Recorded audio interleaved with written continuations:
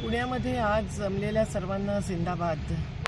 आज तुमच्यामध्ये माधव गाडगिळांसारखे एक वयोवृद्ध असले तरी तरुणांच्या ऊर्जेने काम करणारे पर्यावरणवादी आणि सौम्य दत्तांसारखे आंतरराष्ट्रीय ख्यातीप्राप्त असे जलवायू परिवर्तन विशेषज्ञ आणि विजय परांजपेंसारखे आर्थिक व्यवस्थेमध्ये सुद्धा मोठ्या योजनांवरती विशेषतः धरणांवरती अभ्यास करणारे पर्यावरणविद आणि प्रफुल्ल सामंतराव आंतरराष्ट्रीय पुरस्कारप्राप्त पर्यावरणविद सर्व उपस्थित आहेत आणि आमचे सर्व जन आंदोलनांच्या राष्ट्रीय समन्वयांचे कार्यकर्ते आणि वेगवेगळ्या ठिकाणी तुम्ही स्वतः संघर्ष आणि निर्माणात लागलेले आहात। आज जी परिस्थिती आहे पर्यावरणाची, जल, जंगल, जमीन, खनिज, पहाड, नद्या सगळ्यांचं काय होतं आहे याबद्दल सौम्य दत्तांसारख्यांनी सगळ्यांनी मांडणी केलेलीच असणार। तर मी फक्त एवढंच म्हणते की आता आपण पुढे कसं जायचं याच्याबद्दल निर्णय घेतला पाहिजे। म्हणूनच जन आंदोलनांच्या राष्ट्रीय समन्वयांनी एक इकॉलॉजिकल आणि क्लायमेट जस्टिस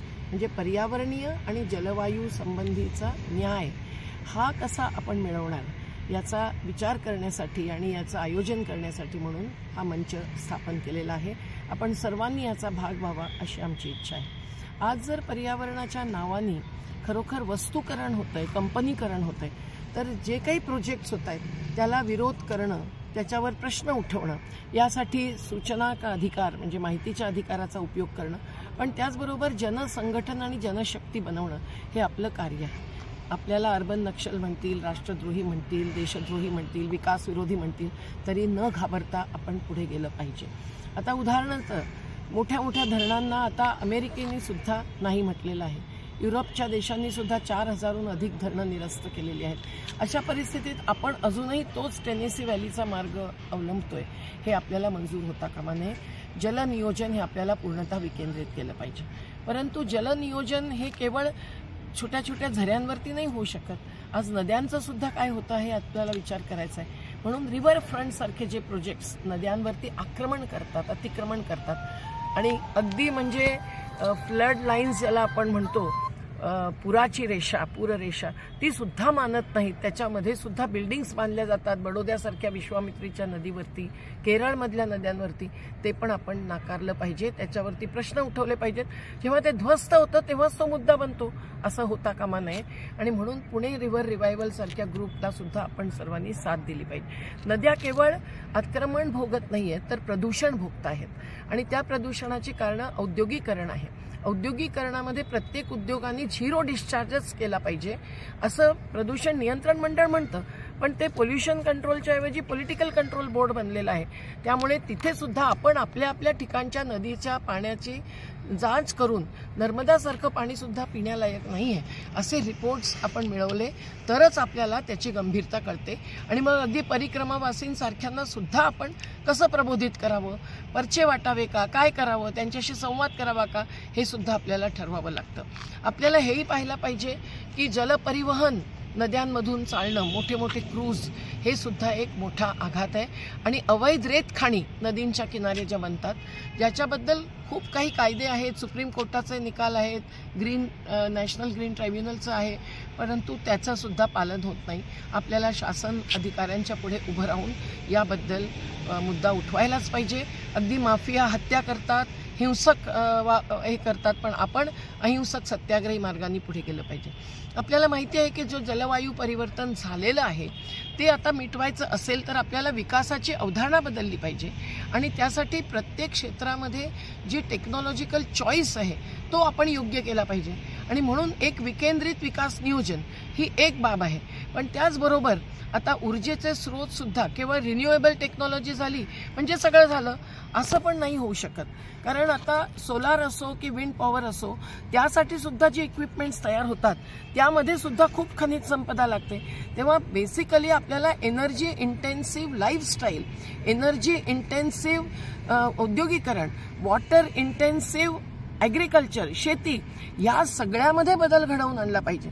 तेव्हा जशी शेती आपल्याला जैविक केली तरच शेतीमधून जे जातात अवशिष्ट पदार्थ नद्यांमध्ये ते सुद्धा आपण थांबवू शकतो आणि शेती बर्बाद होण्यापासून थांबवू शकतो। स्वास्थ्यावर, आरोग्यावर जो परिणाम आहे तोही रोखू शकतो। त्यामुळे तीही कॅम्पेन अभियान आपल्याला चालवलं पाहिजे। जल, जंगल, जमीन वाचवणारे खरं तर आदिवासींसारखेच समुदाय आहेत जे प्रकृती निर्भर समुदाय आहेत त्या सर्वांना आपल्याला सोबत घ्यायला पाहिजे.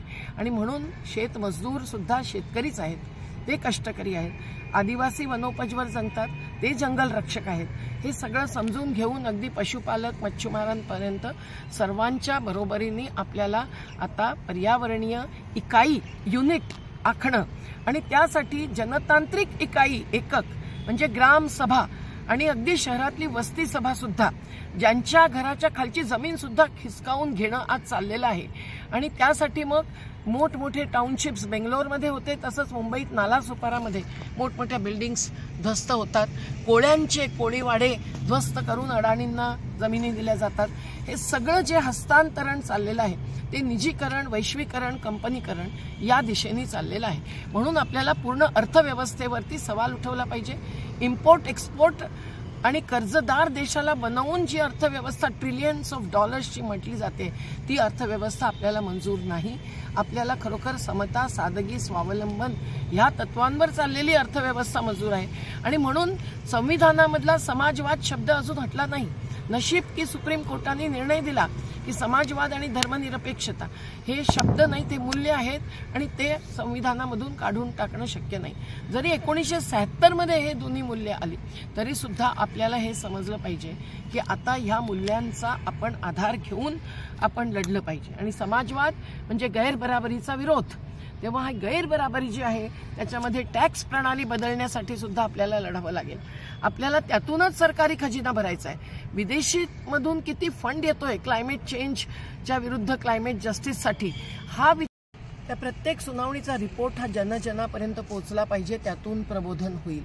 आपल्याला गृहनिर्माणामध्ये रेत आणि खाणी यांचं जे भोगावं लागतंय सगळ्यांना, त्याच्या विरोधामध्ये नवीन टेक्नॉलॉजी लॉरी बेकर सारखी उभी केली पाहिजे. हाऊसिंग पॉलिसीच्या मसुद्यामध्ये महाराष्ट्र सरकारने परंतु एकतरी शासकीय भवन अशा तंत्रज्ञानाने मग आपल्याला आपले तरुण कार्यकर्ते आमच्याकडे निजीकरण झालेलं संतोष जी आहेत कोल्हापूरचे, त्यांना सारख्यांना आणि अगदी छोट्या छोट्या साध्या बिल्डिंग सुद्धा निर्माण कार्याची सुद्धा उभी केली.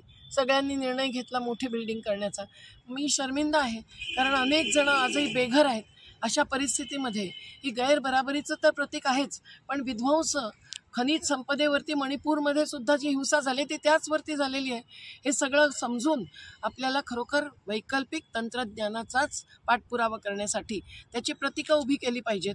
जलनियोजन कसं करायचं, ऊर्जा स्रोत नवीन कसे उभे करायचे आणि गृहनिर्माणासाठी वेगळं तंत्रज्ञान कसं वापरायचं हे आपल्याला ठरवून त्याची एक जनविकास केंद्रांसारखी स्थापना करायची असा आमच्या समन्वयाने कधीचाच निर्णय घेतलेला आहे.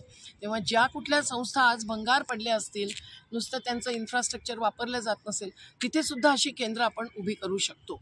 अशा अनेक गांधीवादी संस्था आहेत, अशा अनेक इतर संस्था आहेत.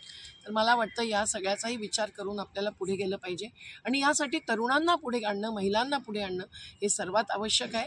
आणि अगदी शाळेच्या अभ्यासक्रमाच्या बरोबर आपण एक स्वतंत्र अभ्यासक्रम किंवा शिक्षाक्रम ज्याला म्हणू तो उभा केला पाहिजे. अगदी जंगलांमध्ये नेणं, गरीब वस्त्यांमध्ये मुलांना एक रात्र राहायला लावणं अशा प्रकारे.